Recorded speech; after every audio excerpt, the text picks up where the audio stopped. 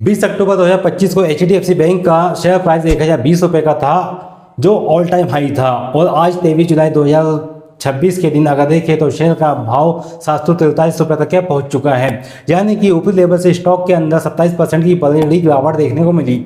लेकिन हैरानी की बात क्या है? हैरानी की बात यह है कि कंपनी लगातार 2 क्वार्टर से शानदार नंबर अनाउंसमेंट कर रही है। कंपनी का प्रॉफिट बढ़ रहा है, बिजनेस ग्रोथ मजबूत हो रही है, एसेट क्वालिटी भी अच्छी देखने में आ रही है, मैनेजमेंट का गाइडेंस भी यहाँ पे पॉजिटिव है। फिर भी लगातार शेयर के अंदर गिरावट देखने में आ रही है। आखिर वजह क्या है? क्या बड़े निवेशक को कुछ ऐसा दिखाई दे रहा है जो रिटेल इन्वेस्टर देख नहीं पा रहे हैं? या एचडीएफसी बैंक का शेयर अब सस्ता हो चुका है, इसको इस भाव पे बाय करना चाहिए? या फिर आगे कोई बड़ी गिरावट आने वाली है जो यहाँ पे चार्ट पे इस प्रकार का संकेत दे रही है कि स्टॉक कंपनी तो रिजल्ट अच्छे अनाउंसमेंट कर रही है, लेकिन उसके बाद भी देखें तो शेयर का भाव लगातार गिरते हुए दिखाई दे रहा है। अगर आपके पोर्टफोलियो में एचडीएफसी बैंक का शेयर है तो क्या आपको इस समय अपने शेयर को बेच देना चाहिए, या एवरेज करना चाहिए, या यहाँ पे होल्ड करना चाहिए? इन सारी बातों की जानकारी मैं आपको यहाँ पे फंडामेंटल एनालिसिस के माध्यम से बताने वाला हूँ। यहाँ पे आपको आपके हर सवाल के जवाब मिलने वाले हैं। Valuation, growth, NPA, growth merger का इम्पैक्ट क्या है, फॉरेन इंस्टीट्यूशंस या फॉरेन इन्वेस्टर का क्या व्यू है इसके संबंध में, टेक्निकल चार्ट्स, टेक्निकल लेवल क्या कहते हैं, और फ्यूचर के टारगेट इसके अंदर क्या हो सकते हैं, सब कुछ आसान भाषा में आज हम यहाँ पे समझने वाले हैं। तो इस वीडियो को आप अंत तक जरूर देखिएगा, क्योंकि अगर आपके पास एचडीएफसी बैंक का शेयर है या अगर आप लेना चाहते हैं, क्योंकि यह शेयर ऊपरी लेवल से काफ़ी सस्ता देखने में आ रहा है, तो यहाँ पे इसके वैल्यूएशन क्या कहते हैं, गाइडेंस क्या कहता है और रिजल्ट क्या कहता है, इन सारी बातों की जानकारी आपको होना चाहिए। उसके बाद ही आपको स्टॉक के अंदर निवेश करना चाहिए। अगर आप किसी भी फाइनेंस कंपनी का एनालिसिस कर रहे हैं तो आपको सालाना आधार पर देखना चाहिए कि सालाना आधार पर ग्रोथ क्या कहती है, क्योंकि फाइनेंस कंपनियां सालाना आधार पर अपना रेवेन्यू दिखाती है और जनरेट करती है। इसको किस प्रकार से समझेंगे?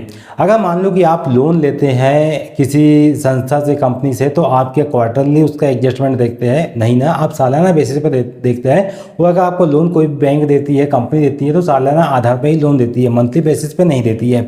और बैंकों का या फाइनेंस कंपनी का जो भी इंटरेस्ट होता है, जो भी कमाई होती है, वो लोन के माध्यम से होती है, जो कि हमें सालाना आधार पर देखना चाहिए। अब हम फाइनेंशियल डेटा पे एनालिसिस करते हैं कि एक्चुअली यह बैंक किस प्रकार से अपना नंबर अनाउंसमेंट कर रही है और आपको यहाँ पे क्या देखना चाहिए।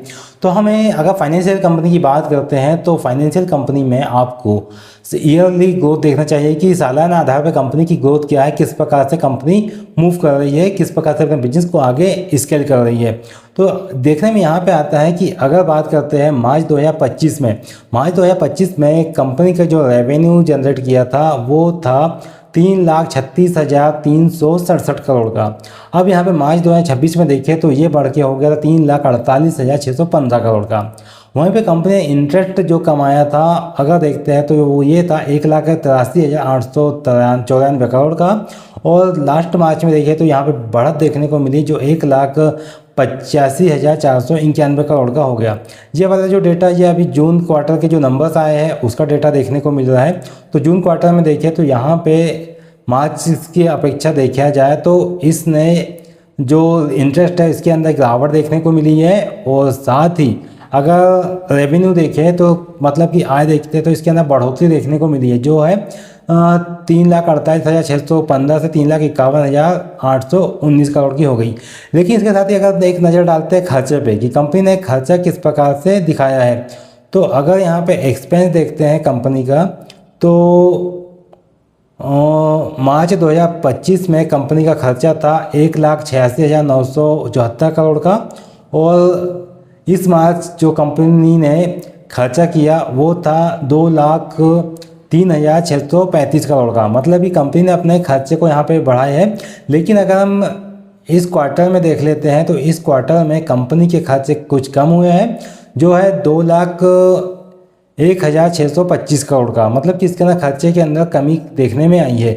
लेकिन अगर यहाँ वो देखें सालाना आधार पे तो इसके अंदर खर्चे के अंदर बढ़ोतरी देखने में आ रही है। अब सबसे इम्पोर्टेंट बात आती है फाइनेंसिंग प्रॉफिट की कि फाइनेंसिंग प्रॉफिट किस प्रकार से कर रहा है। अब फाइनेंसिंग प्रॉफिट क्या होता है ये बस समझिए। फाइनेंसिंग प्रॉफिट वो प्रॉफिट होता है जो कंपनी अपने मेन बिजनेस से इनकम जनरेट कर रही है। यानी कि कंपनी का जो मेन बिजनेस है जहाँ से कंपनी कमाई कर रही है, वहाँ से अगर देखते हैं हम फाइनेंशियल प्रॉफिट की बात करते हैं यहाँ, तो कंपनी ने मार्च 2026 में 40,511 करोड़ का लॉस दिखाया था।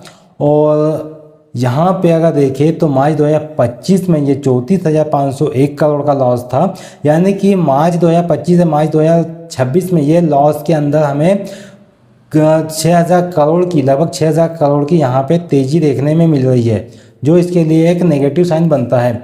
और उसी आधार पे देखें यहाँ तो मार्च 2024 में इसके अंदर 44,685 करोड़ का लॉस था। लेकिन 2015 की बात करते हैं तो 2015, 2016, 2017, 2017 से लेके 2022 और 2029 तक एक 2023 तक एक कंपनी के अंदर अच्छी खासी ग्रोथ है हमें देखने को मिली। और 2023 में जो ग्रोथ आई थी उसका इम्पैक्ट हमें 2025 के अंदर देखने को मिला था, जो उसके ऑल टाइम हाई लगाया था। लेकिन इसके बाद से अगर देखिए तो इसका डेटा जो है ये निगेटिव देखने में आ रहा है, जो एक चिंता का विषय है। अब इसके अंदर प्रॉफिट आफ्टर टैक्स के ऊपर एक नज़र डाल लेते हैं। उससे पहले यहाँ पे कंपनी की हम एक अदर इनकम वाला कॉलम है, इसको भी देख लेते हैं कि कंपनी के अंदर अदर इनकम क्या जनरेट हो रही है। तो अदर इनकम यहाँ पे देखने में आएंगी तो कंपनी के अगर देखें पिछले साल, मतलब पिछले क्वार्टर में देख लेते हैं तो ये थी 1,46,848 करोड़ की। और पिछले साल अगर देखते हैं मतलब कि मार्च 2025 में ये थी 1,34,548 करोड़ की। यानी कि अदर इनकम से इसने कमाई जनरेट की, अदर इनकम से इसको मुनाफा हुआ 1,34,548 करोड़ की अपेक्षा 1,46,848 करोड़ यहाँ पे इसको कमाई हुई। इसके बाद अगर पीछे चलते तो पीछे भी अगर देखें यहाँ पे तो 1,24,346 करोड़ था और मार्च 2025 में ये बढ़ के हो गया था 1,34,548 करोड़ का। अगर अदर इनकम देखते हैं यहाँ पे तो अदर इनकम के अंदर यहाँ पे तेज़ी देखने को मिल रही है, लगातार अदर इनकम यहाँ पे इंक्रीज होते हुए दिखाई दे रही है। ठीक है, और यहाँ पे देखिए अदर इनकम के अंदर तो गिरावट देखने में आई है, जो कि पिछले क्वार्टर की अपेक्षा अगर बात करें तो पिछले क्वार्टर में 1,46,848 करोड़ था, जो 1,43,743 करोड़ था। मतलब कि अदर इनकम के अंदर यहाँ पे गिरावट देखने को मिली। और उसके साथ ही अगर यहाँ पे देखें तो कंपनी ने अपने कर्जे तो यहाँ कम किए हैं पिछले क्वार्टर की अपेक्षा अगर देखें तो पिछले क्वार्टर में 40,511 करोड़ का था और इस बार ये घट के 35,215 करोड़ का हो गया। मतलब कि यहाँ अगर देखा जाए तो 5,000 करोड़ का कर्जा कंपनी ने लगभग कम किया है, जो देखने में आ रही है। लेकिन कर्जा कम हुआ, उसके साथ साथ अगर आप यहाँ पे भी देखो तो अदर इनकम के अंदर भी यहाँ पे गिरावट देखने को मिली है। तो ये भी हो सकता है कंपनी ने जो अदर इनकम आई उसको यहाँ पे दे दिया हो, जिसके कारण उसके अंदर जो कर्जा था वो यहाँ पे घटता हुआ दिखाई दे रहा है। क्योंकि यहाँ पे अगर आप देखिए तो 46,000 है, यहाँ पे 43,800 है, मतलब कि 3,100 करोड़ के आसपास का यहाँ पे जो अदर इनकम के अंदर गिरावट आई है और वही यहाँ पे इंक्लूड होते हुए नजर आई है। जो थोड़ा बहुत कंपनी ने अलग से इनकम जनरेट किया हो उसका डेटा यहाँ देखने को मिल सकता है। अगर हम यहाँ पे एक नज़र डालते हैं कि प्रॉफिट बिफोर टैक्स कितना, नेट प्रॉफिट के ऊपर एक नज़र डालते हैं कि नेट प्रॉफिट कंपनी ने कितना जनरेट किया है।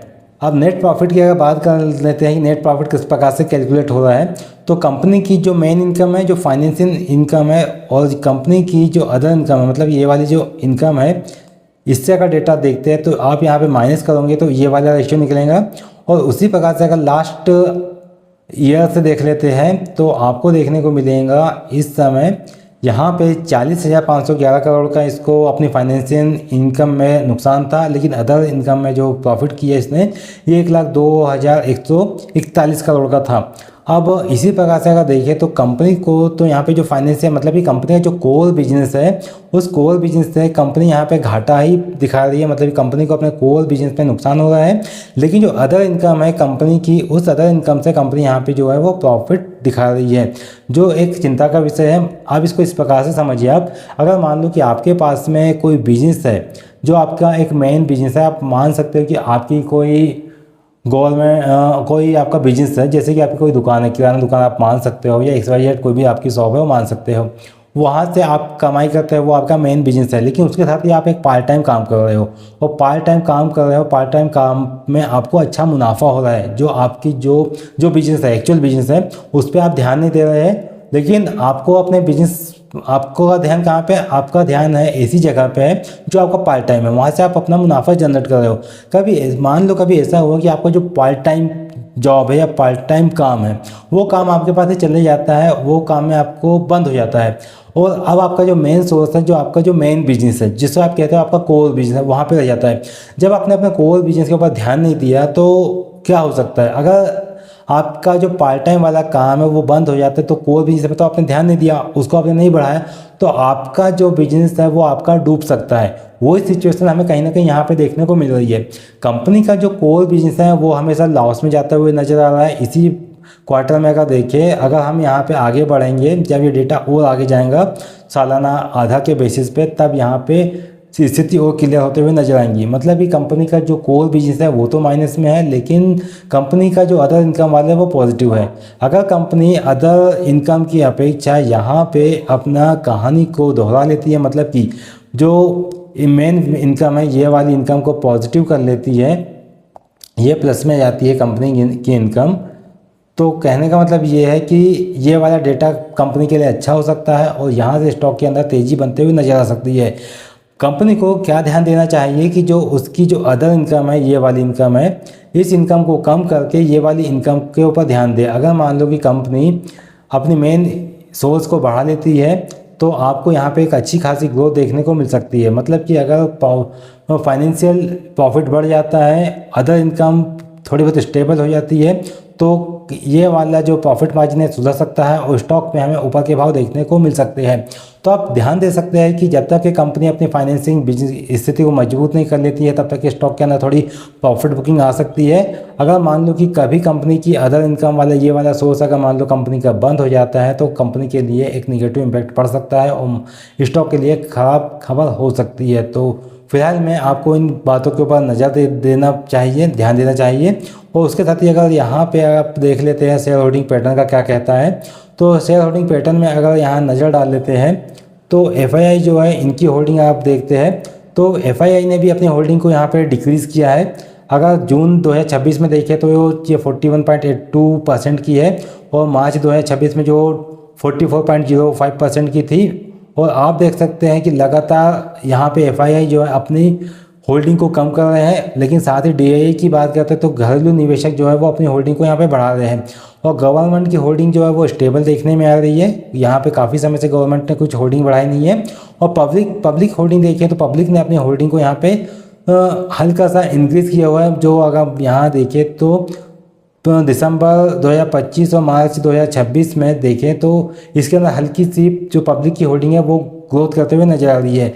अब एक बात आप देखिए कि जो FII है, मतलब कि फॉरेन इंस्टीट्यूशंस हैं, फॉरेन इन्वेस्टर्स हैं, वो अपनी होल्डिंग क्यों कम कर रहे हैं, वो अपनी होल्डिंग यहाँ पे घटा क्यों कर रहे हैं, तो यह एक चिंता का विषय है। और टोटल शेयर होल्डर्स जो है इसके अंदर ये नंबर ऑफ शेयर होल्डर्स के अंदर देखें तो 45,32,753 है। कहने का मतलब ये है कि इसके अंदर FII अपनी होल्डिंग को घटा रहे हैं लगातार कुछ सालों से और DII अपनी होल्डिंग को बढ़ा रहे हैं। तो कहने का मतलब ये है कि यहाँ पे FII ने अपनी होल्डिंग बढ़ाना चाहिए था, जो एक नेगेटिव साइन यहाँ पे देखने को मिल रहा है।